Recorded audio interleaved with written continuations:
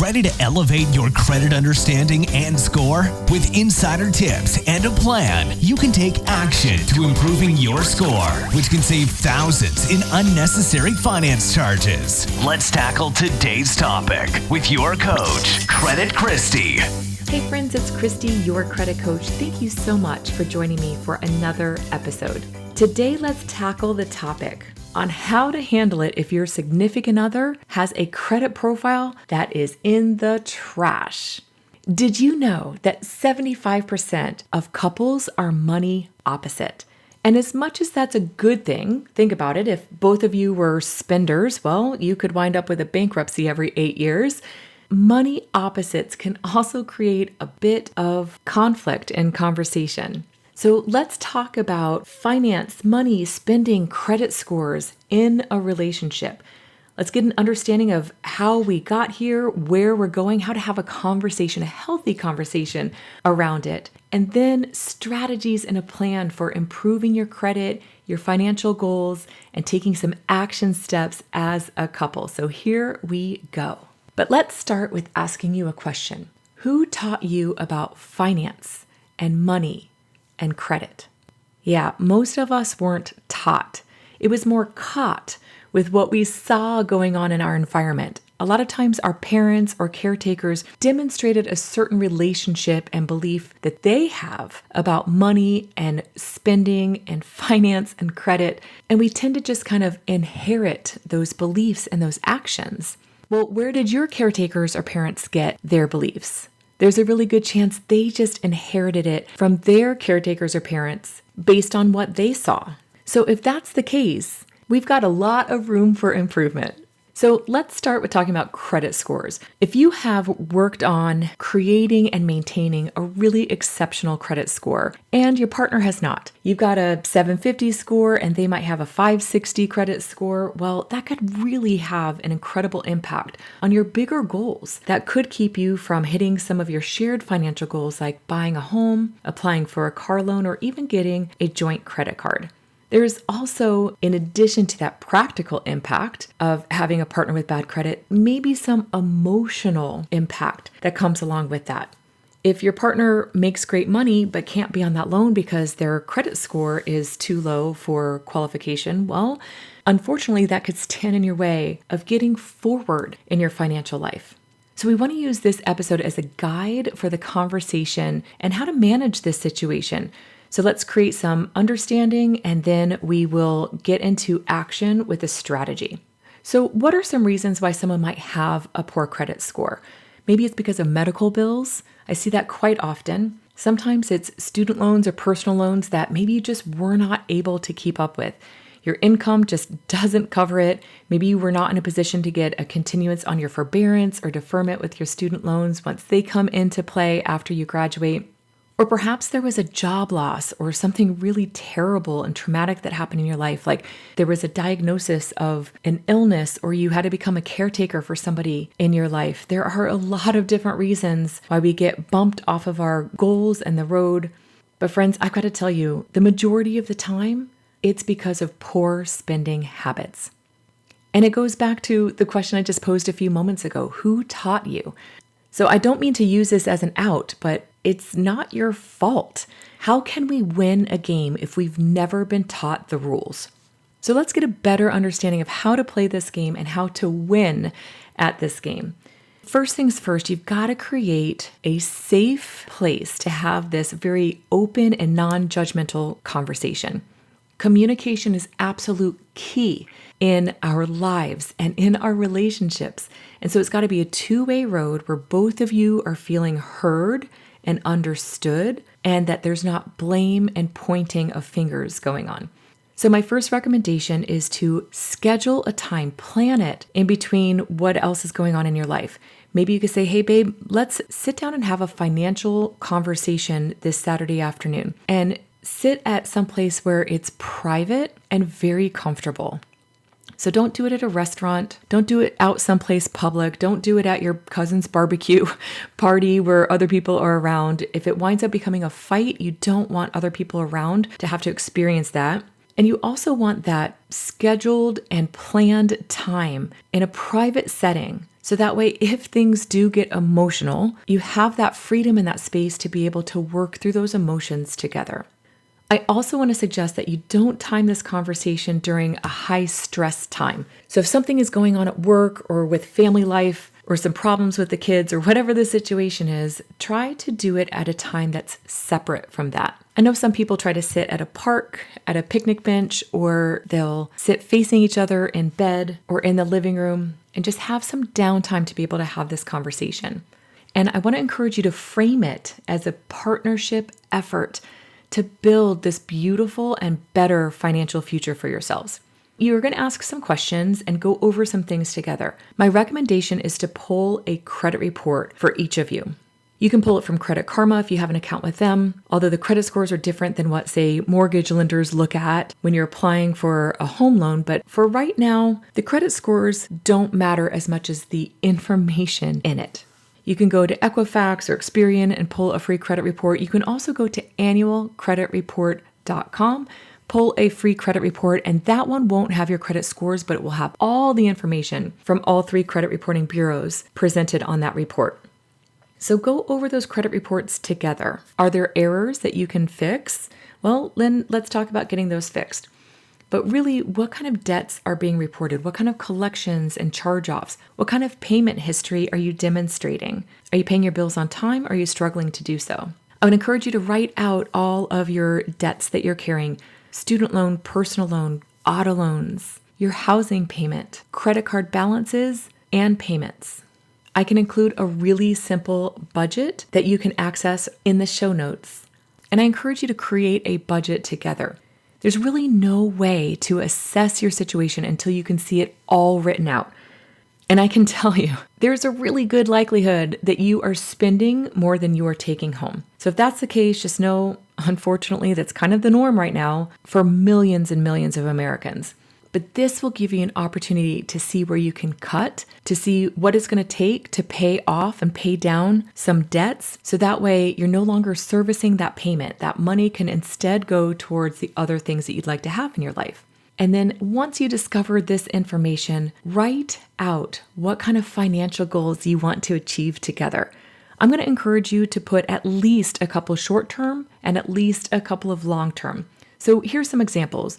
Short-term financial goals could be to have $2,000 in your emergency savings, to pay off that Victoria's Secret credit card and finally keep it at a zero balance, to pay all of your bills on time every single month, and to put $50 extra a month on your car payment to get it paid off faster.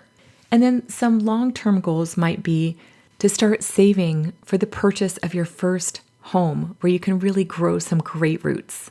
Maybe you want to start a family. Or you could start that 529 college plan for your kids. Maybe you want to take that European vacation and pay cash to do so. Maybe you want to be debt-free and only have your mortgage payment to have to pay down. Start writing those out, and I encourage you, put it pen to paper where you guys can agree on it together. And if you have many of them written down, prioritize them. What's the first thing to tackle? And put them in order. Make sure the conversation includes a loving and gentle tone. Not everybody hears the tone in which they speak, but for some people, tone is more important than the actual words that are said. So if you're going to ask a clarifying question of why that's important to somebody, be sure to keep your tone in check. In other words, have a tone and a posture of asking that question for clarification and out of curiosity and understanding, as opposed to something that could sound judgmental, like, why would you want that? Make sure there's empathy and not finger pointing. This is not a time where we're blaming the other person for maybe some poor decisions in the past or even the present. It's a time to create solutions as a couple. Now that you have reviewed your credit reports together, you fully understand the situation by looking at your budget, your spending, your income. Now you can discuss those factors that are leading to bad credit. Was it a prior repossession or medical bills or payments that were constantly late? And what kind of plan can you create to eliminate late payments and make those payments on time? You've probably heard in a prior episode that your payment history makes up 35% of your overall credit score. So it's that important. And now that you have a better understanding of what led to the bad credit, what steps can you put into play now to keep that from happening again or continuing to happen? So you've listed out your shared financial goals. How is the credit situation impacting those goals? In other words, if you or your significant other has a 560 credit score and you know you may not be able to qualify for a home loan to buy your first or next home, what are some proactive steps you can take to improve that credit profile? And if you just are sitting there going, I don't know what to do, I don't know how I would improve my credit profile, friends, I have about 120 episodes in this podcast to help you with just that. So go back to some prior episodes and get a better and deeper understanding of how to do that if this is the first time you're listening. So how can we better manage our debt? I know when I go into the grocery store, I try to go off of a list, but somehow things just magically appear in my cart and I wind up leaving with a lot more than what I've come in for. Well, it's really easy to just swipe that credit card and not give two thoughts about it. But what if you were walking into that grocery store and you had a $100 bill and that was it? Would you be more decisive and thoughtful about the things that are going into your cart? If the answer is yes, you might have to take that approach when you walk into certain stores. I know for some people, retail therapy is a for real thing. If you're feeling sad or down about a situation or just life, sometimes you find yourself in your favorite store spending money that you don't have to help you feel better about the bad situation you're already in. So check yourself if that's the situation. And if you just want to walk through the store, then my recommendation is leave the credit cards at home so you're not tempted to buy something that you just want, but it's not truly a need. Or otherwise, you might just find yourself being trapped in this cycle. So what are some smaller credit cards that you can pay off and keep at a zero balance? Look at those and see if you can create a plan together. Maybe you're going to have some gift money coming from your birthday. Maybe you can make a plan for your tax refund money next year. Or what if there's something you're considering selling? Can you put that towards paying off a personal loan, a credit card, something along those lines? And remember, keep those credit cards open, but at a zero balance. You don't want to close those up because it could have a negative effect on your debt utilization. And then follow a budget. So many people feel like a budget is too restrictive, but I am telling you right now, if you follow a budget, it will forever change how you view and handle money. Just like that example of having that $100 bill when you walk into the grocery store, you will find yourself more intentional with your actions and your behaviors and your thoughts about your spending. It'll help you better manage debt and a great likelihood that it can improve your credit. So let's talk about strategies for improving credit. Let's start with the obvious: pay your bills on time. And if you're struggling with doing that, is it a lack of awareness or is it a lack of funds? It's a lack of awareness, then set up auto payments, set up some calendar reminders. If it is a lack of money, go sell something, take on overtime, get a side hustle or a second job. It wasn't my favorite time in my life, but man, I was working 3 jobs to get out of credit card debt. Friends, I had 4 maxed out credit cards and a car payment I could barely keep up with. And I just couldn't live that way anymore. It was miserable. I was not able to sleep at night. I didn't sleep well when I finally could get to sleep because I was tossing and turning, stressed out about money. I was making the payments and it was barely making a dent in the balance. It was starting to affect my health, my self-worth, my confidence. And I'm like, you know what? The trade-off isn't worth it. I'd rather, for the next 6 months, 8 months, work my tail off and get out from underneath this than continue to feel this way. And it's crazy. It was a different kind of tired than how I was feeling being trapped under debt. When you are dealing with too much debt, that is not only a physical, but an emotional type of exhaustion. Working 3 jobs tends to be more of a physical exhaustion. The trade-off was worth it. So if you've got some debt to pay, start off with the smallest credit card balance first. If you've got a little store credit card like a Victoria's Secret or Best Buy or something like that with a couple $100 or maybe $1,000, get that one gone. And as soon as that is paid off, take that payment that you were applying to that and add it to the credit card payments on your next highest bill. If you've got a couple of credit cards that are about the same dollar amount, then look to see what their monthly payment is or the interest rate and go with the one that's highest. Pay that one off first, because once that payment is eliminated, you get that down to a zero balance, you can then move that payment on to the next one. Once you start getting those balances down, especially once they fall below 30% of your credit utilization, you will really start to see your credit scores improve. So I want to encourage you, review your credit reports regularly. And if there's errors and misinformation on your credit report, you can do a round of disputes to get that removed, and that can often have an improvement on your credit score as well. Try not to start any new credit because those credit inquiries can have a negative impact on your credit score, and you don't need to go further into debt. Please don't go and get one of those high interest debt consolidation loans from like One Main Financial or one of those places. It's usually not the answer. Going and making more money, selling something to pay some debt off, that's typically a better way to go than going into further debt. Make sure that you have created a few steps in order of what your goals are, and then check in with those pretty regularly. If the number one thing on your financial goal sheet is to pay off that little credit card together, make that number one and then celebrate that win. When that happens, do something special together. But try not to do something that's going to get you further into debt, but celebrate it together. And then check it off or cross it off that list and start working on the next one. And when you're doing your check-ins on your financial plan, make sure that if something has materially changed on your goals, that you update that together. Let's say one of your long-term goals was that European trip, but instead of doing it next year, you want to do it the following year. Maybe now you can contribute a little less towards that savings goal for it every single month and put that extra money to another goal that has a higher priority. I've seen where some couples will use separate credit and separate bank accounts until they are able to get some of the things handled, settled, and going at the desired way. Each couple has their own way of handling their finances. So talk about the pros and cons of not mixing your credit and not having a joint account versus having a joint checking or savings account. If it's too much temptation for maybe one party that, I see this extra money in this savings account and I want to go spend it on something that I want, then I would think it would be good counsel to keep that person away from being able to see that balance. That temptation just might be too great. And acknowledging that is a way to protect it. And that's okay. You could always go and see a financial advisor if you're ready to start setting up some investment or retirement accounts. If you're not there quite yet, you could talk to a financial coach or credit repair specialist. So if that's where you're at right now, reach out to me at questions@creditchristie.com and we can compile a custom planned goal for you.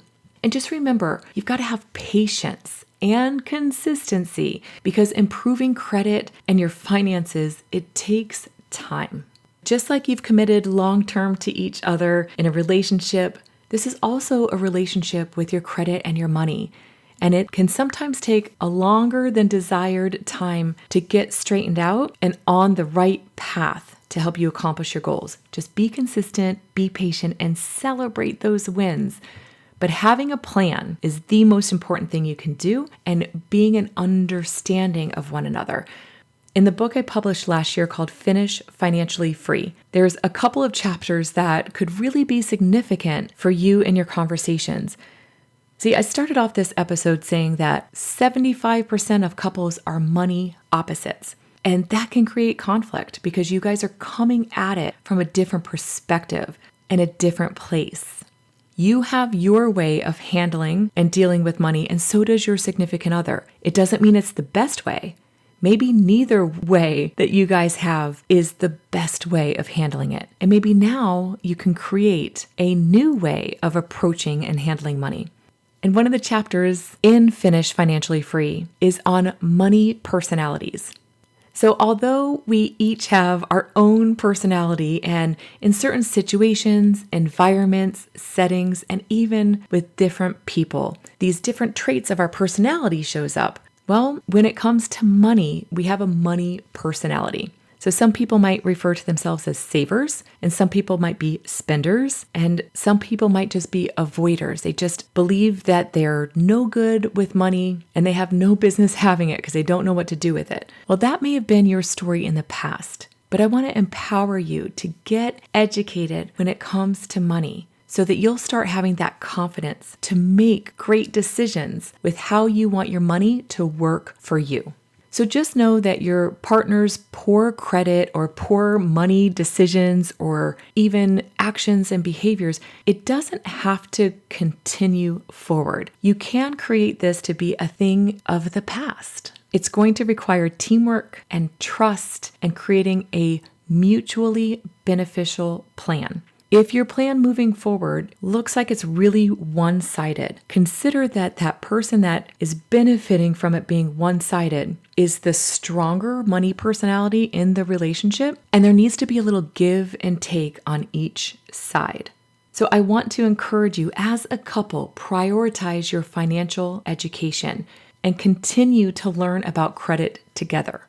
And I want to invite you, share your credit or money related experience with me because I'd love to hear feedback from you. What was something that you've overcome? What's something that you're working through right now? What's something that looks so daunting you're not quite sure how to tackle it? Submit your information or your questions, and who knows, I just might turn it into a future episode. Well, I hope this has been impactful for you and that now you feel ready to sit down, have an open and safe conversation about money and reviewing credit and creating a plan together. So that way your partner's credit is no longer suffering or bruised, but now well on its way to healing, restoration, and looking good in the 700s or even 800 credit scores. So I'll invite you again, send an email to questions@creditchristie.com, and please let me know how I can serve you. Thanks so much for listening, and until next time, my friends, stay well. Subscribe now and share with a friend to stay in the loop for new credit content and insider tips to maximize your credit knowledge. And follow Credit Christie on Instagram.